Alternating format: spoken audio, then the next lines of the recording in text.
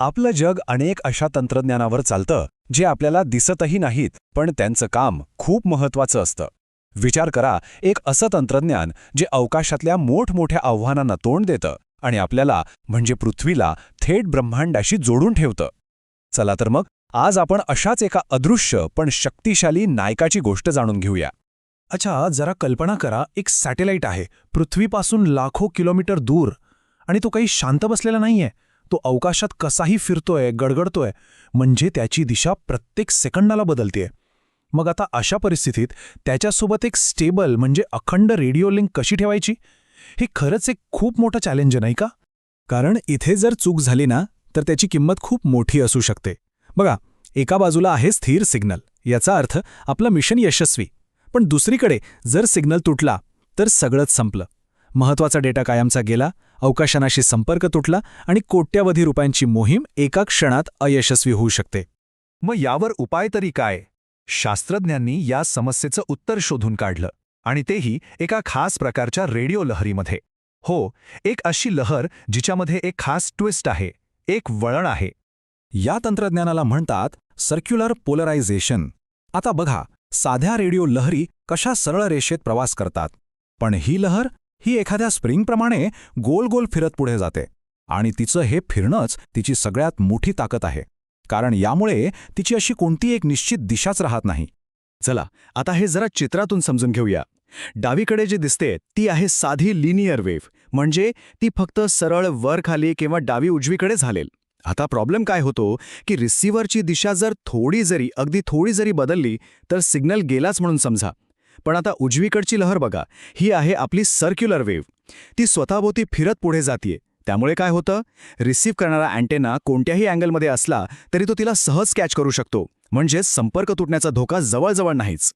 बरं, पण अशा फिरणाऱ्या जादुई लहरी तयार तरी कशा करायच्या? ह्या प्रश्नाचं उत्तर एका अतिशय साध्या पण तितक्याच प्रभावी रचनेत दडलेलं आहे, आणि त्या रचनेलाच आपण म्हणतो हेलिकल अँटेना. याची रचना बघितली तर आश्चर्य वाटेल इतकी सोपी आहे. यात मुख्यत्वे दोनच भाग असतात. एक म्हणजे स्प्रिंगसारखी दिसणारी एक तार, जिला हेलिक्स म्हणतात, आणि दुसरा भाग म्हणजे त्याच्या मागे असलेली एक सपाट धातूची प्लेट. याला आपण ग्राउंड प्लेन किंवा रिफ्लेक्टर म्हणू शकतो. आता या प्रत्येक भागाचं काम ठरलेलं आहे.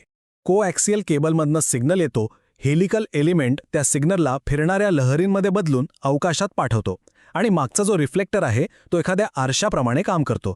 तो या सर्व लहरींना एकाच दिशेने म्हणजे पुढे पाठवतो. एक गोष्ट लक्षात घ्या, या अँटेनाचा आकार आणि त्याची रचना काही सहज ठरवलेली नाहीये. त्याचा व्यास किती असावा, त्याच्या दोन वळणांमध्ये किती अंतर असावं, हे सगळ्यांच्या सगळं पाठवल्या जाणाऱ्या सिग्नलच्या वेव्हलेंथवर अवलंबून असतं. हे गणित जर चुकलं तर सगळं तंत्रज्ञानच फेल होऊ शकतं. आणि आता येतो या गोष्टीतला सगळ्यात इंटरेस्टिंग भाग. हा एकच अँटेना त्याच्या भूमिती आणि सिग्नलच्या फ्रिक्वेन्सीनुसार दोन पूर्णपणे वेगवेगळ्या प्रकारे काम करू शकतो. असं समजा की जणू काही त्याची दोन वेगवेगळी व्यक्तिमत्वच आहेत. आता इथेच सगळा खेळ आहे.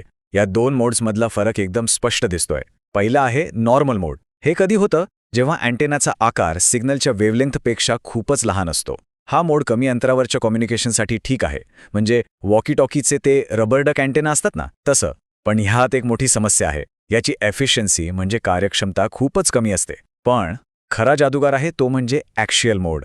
जेव्हा हेलिक्सच्या एका वळणाचा घेर सिग्नलच्या वेव्हलेंथच्या जवळपास येतो ना, तेव्हा हा अँटेना आपलं रूपच बदलून टाकतो. तो मग साधा अँटेना राहत नाही, तो बनतो एक खरा गेम चेंजर. ॲक्सियल मोडमध्ये काय होतं की हा अँटेना एका ट्रॅव्हलिंग वेव्ह अँटेनासारखा वागतो. म्हणजे तो ऊर्जेला सगळ्या दिशांना न पसरवता एखाद्या लेझर बीमप्रमाणे एकाच सरळ रेषेत त्याच्या अक्षाच्या दिशेने खूप दूरवर फेकतो. आणि अवकाशातलं प्रचंड अंतर पार करण्यासाठी आपल्याला नेमकं हेच तर हवं असतं. तर मग आता आपण पुन्हा आपल्या मूळ प्रश्नाकडे येऊया. हे सगळं तंत्रज्ञान मिळून अवकाशात फिरणाऱ्या त्या उपग्रहाची समस्या नक्की कशी सोडवतं ते आता आपल्याला कळायला लागलं असेल.